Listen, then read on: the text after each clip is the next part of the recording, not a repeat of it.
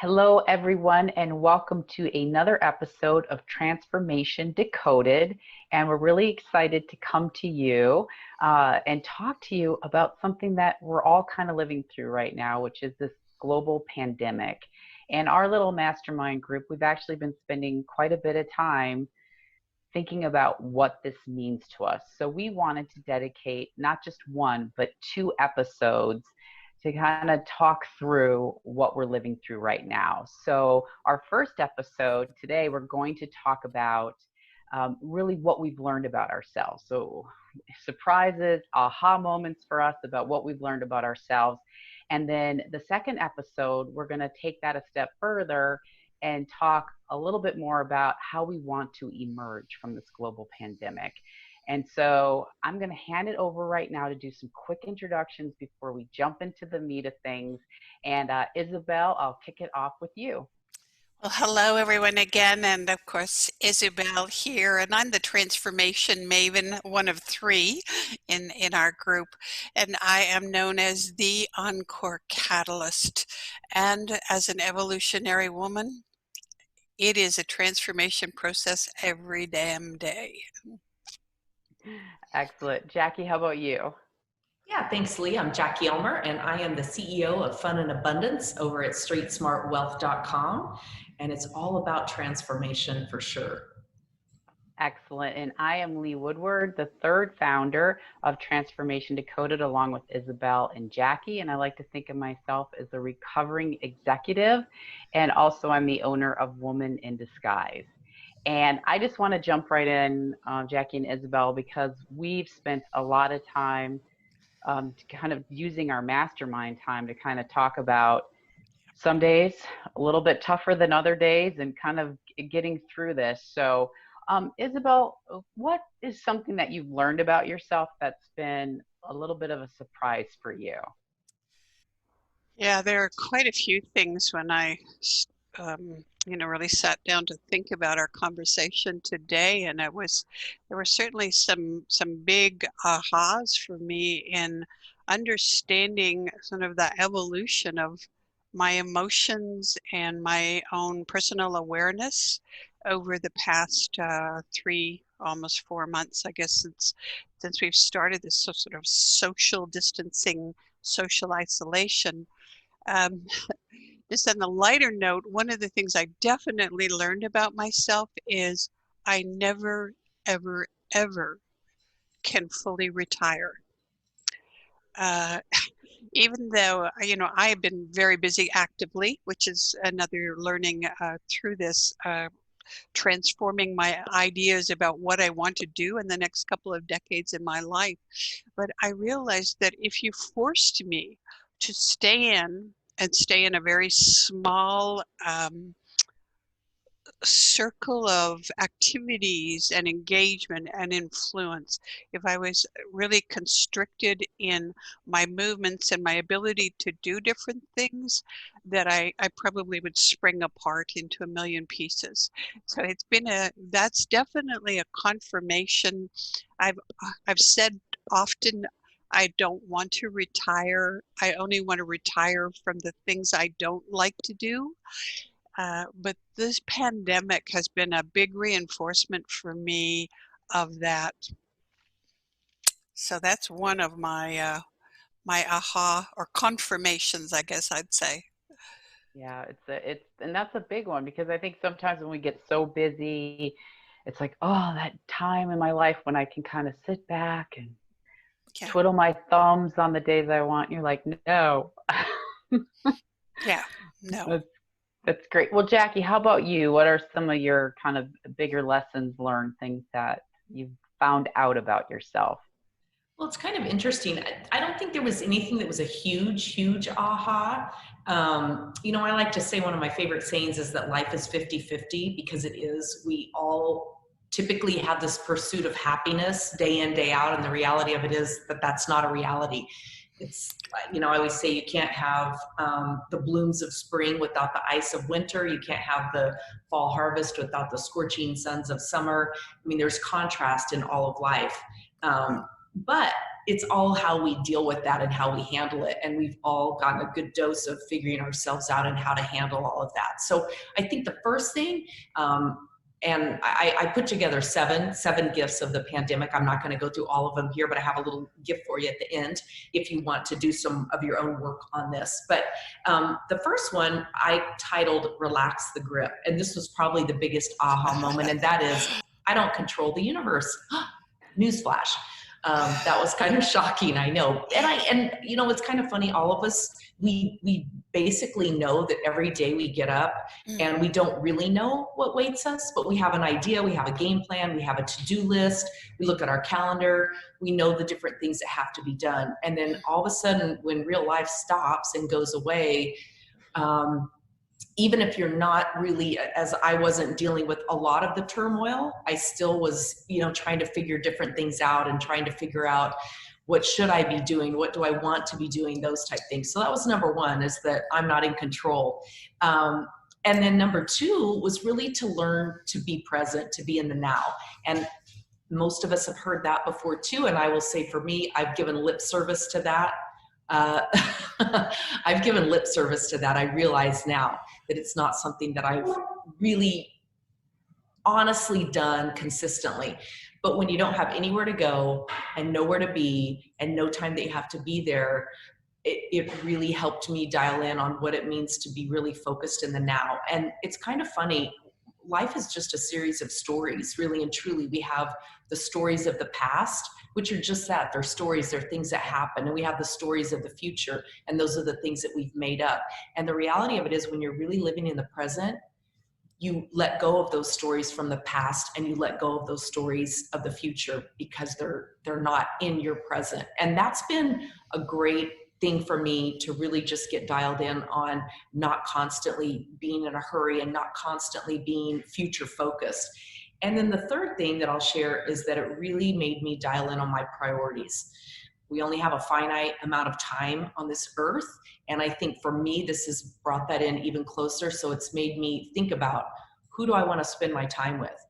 What do I want to spend my time doing? Where do I want to be in doing that? And what impact do I want to make out in the world with the rest of the time that I have? So those were 3 of my 7. Yeah, I mean, I'm kind of with you, Jackie. It seems like every day something new comes up, and it's like, oh, there's a new lesson learned for me. I shared with you guys that, you know, one of the things that surprised me was that I went into a real logistics mode. And it was kind of how I was dealing with the stress, especially early on. Like, what can I plan? What can I do? And I think kind of goes to that control. But it became crazy about grocery shopping for me.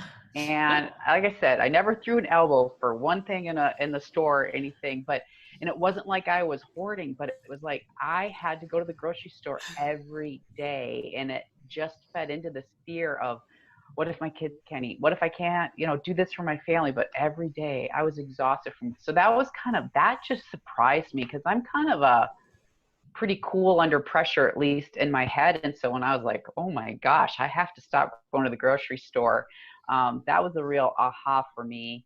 And then what I really have been realizing is I've gotten very into quiet, and just, I mean, I probably listened to less podcasts, and just being quiet. And I think I was on such overload firing, doing all the logistics, that finally I was just like, whoa, I need to tap out from that. And I've just figured it out. The need for just pure kind of quiet and silence has been a really nice discovery for me personally, but which is the opposite of rushing to the grocery store every 2 hours. So, well, it's funny, I think the contrast that all of this is presented like that has been interesting. Yeah, and I think, Jackie, to your point, you know, I think we like to think of ourselves as fairly evolved, you know, and then it's like a situation like this just breaks down to what I'll call our structure, right? And you're like, oh, maybe not so evolved after all, because, you know, I want to control that. I want to be able to do something. I don't want to be just right now. I want this. And so I don't know about you guys, but it's kind of that taking it back to the bare bones, I guess. So. Well, Brene Brown brings up a good point, and I've heard her say this several times in her podcast and in her TED Talks and in her books and all of that. And that is kind of, there's typically two ways that we handle stress and, those stressful times. And you either become an overdoer or you become an underdoer. So Lee, it sounds like you were doing a little bit of both. You were overdoing it in the grocery store and underdoing it in terms of the rest of it. And not in a negative way either. It's like all of us have that way that we deal with. I'm an overdoer, so I get rid of anxiety and stress by walking and working out, and physical movement is what eliminates all that for me. So yeah, but then, part of the being in the present is slowing down with all of that. Well, one of she's one of our favorite, Brene Brown talks too about kind of normalizing things. So, Isabel, I want to ask you, have you been able to do that, kind of normalize the situation, or how is that idea of normal feeling to you? Do you have a new normal? The normal now for me is that I am, I have got cat hair floating through here. I am open to whatever is going to happen. I'm open to the possibilities. In the very beginning, I was like both of you, I really wanted to control everything that I could control much more effectively. And in addition to making sure that everything was, battened down and safe and secure here for the health and safety of my family, I went into overdrive thinking I can control the circumstances by learning more stuff. Learning more technology, learning how to adapt my business concepts to the virtual world, and really just dove so deeply into that it was like opening a closet door that I'd been shoving all this stuff into it. It all came piling out on top of me.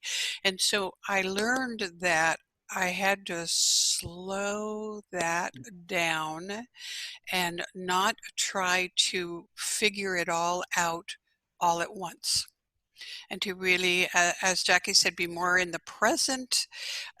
Yes, it's wonderful that we have the advantages with technology, that we can go online and learn just about anything, but I slowed that down. The other really big one for me was learning that I couldn't stay up in this false persona of having it all under control, not being worried, not being confused all the time, because I'm the self-appointed cheerleader for everybody around me. And the days that I crashed emotionally, I felt shock, I felt embarrassment, I felt some shame, felt some anger with myself, until I realized from, listening to other people and sort of thinking about, well, what the heck? Some days I got it all under control and I can handle this, and other days I really was a hot mess.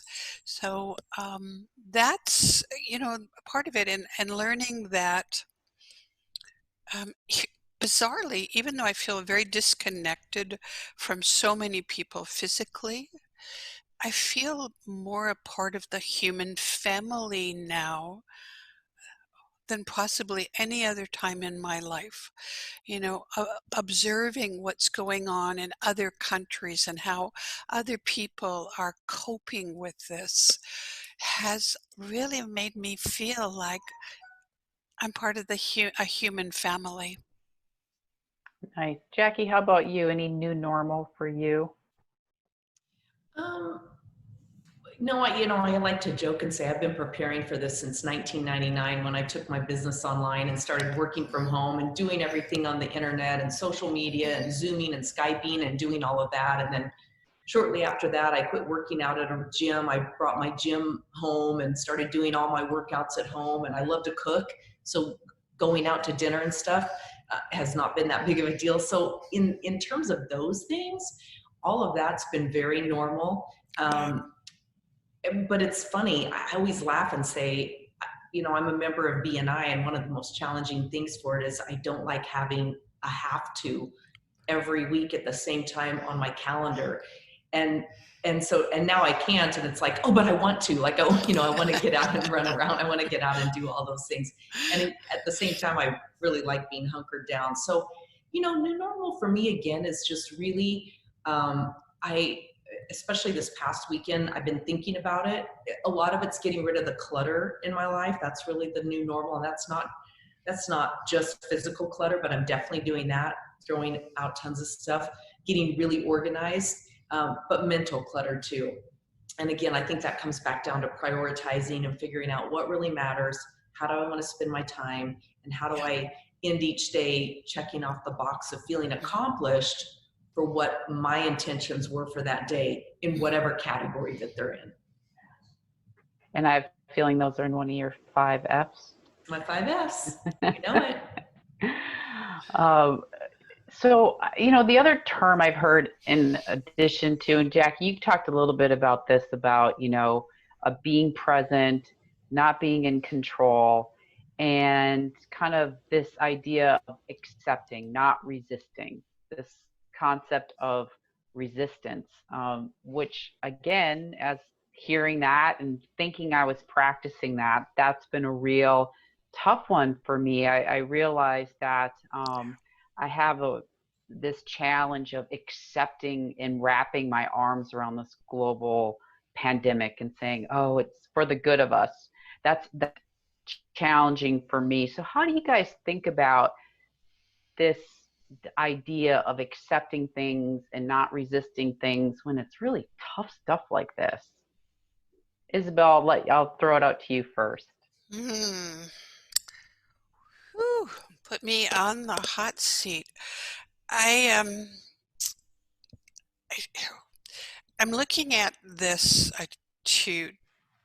as a reset opportunity.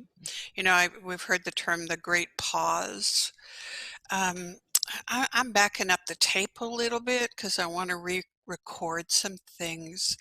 And so, I don't understand in the grand scheme what the values will that be coming out of this. I mean, there's some obvious ones, but if we look in the history books, a decade, 10, 100 years from now, what will we have said we learned from this, and how did we get better? I mean, there are some environmental advantages what are going on, but and I love that there's an advantage that because we were separated, now there is a desire to be more connected and to invest in relationships that are really significant in our lives. But I don't pretend I've got this all figured out. I'm just trying to stay anchored in being conscious of what I was taking for granted before, and how to give that a higher priority in my life today and going forward. Yeah. How about you? Well, it kind of comes back to how I started with life is 50-50. It's the yin and the yang and all of that. And Yeah. I think for me, part of it, although it's different, because I'm from the airline industry, my husband, we're an airline family, we lived through 9/11, and there were, I mean, in large, most people would say that was absolutely horrible. And it was, of course, there's nothing not horrible about it. But I know for my family and I, what ultimately came out of it for us, that catapulted us to move to California. We moved our small children to a little mountain community where they were raised. And honestly, all 4 of us look back and say, that was heaven on earth. Like, seriously, I would not have raised my children anywhere else. The experiences that we had as a family, that my children even talk about, the friendships that we made that we still have, those things are irreplaceable. And the reality of it is, we had been looking to move before and had made the decision not to, had started building a house here in Phoenix, and 100% that event changed everything, because my husband was based in LA, so he needed to, be able to drive to work instead of having to fly, because we were here in Phoenix at that time. So I look at that, and I look at everything that happened, and all of the positive that came out of it for us as a family. and I know a lot of other people feel the same. So it's like anything, you know, one of my favorite Steve Jobs quotes is, you can't connect the dots looking forward. You can only connect them looking backwards. Yep. And none of us have all the answers. And none of that's to say any of the good that comes out of it doesn't negate the bad, but life really is 50-50. Yeah. Yeah. Well Yep. said. Well said. Well, to wrap this up, I thought we'd get a little more tactical, and I'm going to ask you guys how, because I think one of the things that I hear a lot is how challenging it is to keep habits in place, and kind of like, how do you keep the structure, whether you had good habits before, whether it's around eating, sleeping, physical activity, whatever they are. There's a lot of people struggling with all the disruption of how to kind of keep your habits in place. And so Jackie, I'm going to start with you because you're like the habit queen. So Yeah. help us. What can we do to keep our habits in place? You know me, I'm the calendar girl. Yeah, I'm all about my calendar and my thought downloads, really and truly. I definitely, I have my 5 Fs. Lee mentioned them. It's faith, family and friends, fun, fitness, and finance. And everything that I do in my life falls under one of those categories in some way, shape, or form. And some of them go back and forth. And so my goal every day is to be intentional about those things that need to be done in those key areas of my life. That doesn't mean that every single day is fun, but I try to find something fun in everything I do, whether it's I'm working on the finance, the business side of it, or my husband and I are doing something or whatever. I try to end every day with the accomplished box checked off. So because fitness is in there, I like to get up and work out. I mentioned, that's how I get rid of anxiety and stress, is to move my body. So back to the calendar, I have almost everything scheduled in my calendar: workout time, journaling time, what I'm going to cook for dinner. I mean, my calendar is crazy. If anybody were to ever look at it, they would think I was neurotic possibly. And maybe I am. I don't think so. I'm still flexible. That's another F, but it just really does help keep me in the habit form. And, I'm a action performer, producer, Enneagram type 3. If you follow personality types, I fit all of them to a T. And that's kind of what we're about. Great. How about you, Isabel? Well, since Jackie mentioned Enneagram, I'm a 7, so I'm the optimist, enthusiastic cheerleader, rah, rah, rah. So for me, it's about getting up every day. Like I said, get up, dress up, show up. And I make a point of making sure that I feel like I'm on and ready to meet whomever and whatever the day brings to me. And there's a certain kind of energy around that for me, that I'm taking myself seriously in whatever I'm going to do. Thanks to our mastermind and Jackie's coaching, yeah, I've now started to adopt the daily journaling, the thought download, or what I call automagically. Stuff is coming out of my brain and going on that paper that I go, oh, I didn't know I was thinking that. And I think without a doubt, I recommend this for every single person, and that is to increase your consumption of water, nature, and vitamin G, which stands for girlfriends. Because without that support, friendship, camaraderie, kick in the pants, yeah, I could end up wanting to just eat salt and vinegar chips and binge on Netflix all day. That's part of my toolbox. That's great. Yeah, I think for me, and Isabel, you totally, every Monday morning on our mastermind calls, you Yeah. are always, you are put together. I do not look that way. So that is not one of the things that I've gotten disciplined about right now. But what I've actually been fairly successful at is I've had a morning routine for many years where I get up and I, walk the dog very early and try to spend time outside because nature is incredibly important for me. And what I will do is, if there's something, and I'm very good about that, and if I ever, and I can't remember who I learned this trick from, but it was somebody a podcast or something where it's like when your gut says you want to do it, you have 5 seconds to make the decision. So I'll use that countdown, 5, 4, 3, 2, 1, and get up. I don't care how tired I am, I get up. And sometimes what I'll do is I'll do what they call habit stacking, which I learned from a great book called Atomic Habits, where I will say, okay, I know I'm good at getting up and walking, doing my meditation, watering my plants. What else am I going to do? If I need to make an appointment, call the vet, do this, do that, get something done, I do it right on top of that. So that's been fairly successful for me, but it's a challenge. And I think we all and I don't know, I think it's fair for me to say on our behalf that some weeks are better than others for us, where it's like, I think I used the word last week that I was oozing. I was not in the flow. I was oozing. Yeah. So. Yeah, absolutely. We are a work in progress always. Yeah. In the best of times.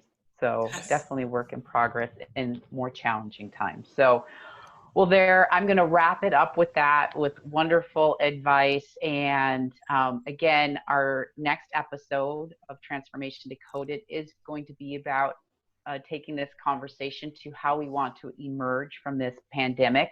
We'd love to hear your thoughts, kind of what you're thinking about, challenges you're having, and if there's topics that you want us to discuss, and you can always put those in the comments of our Facebook page or YouTube channel, and would love to hear what you're thinking about. And with that, I think I can wish from all of us a healthy and happy day.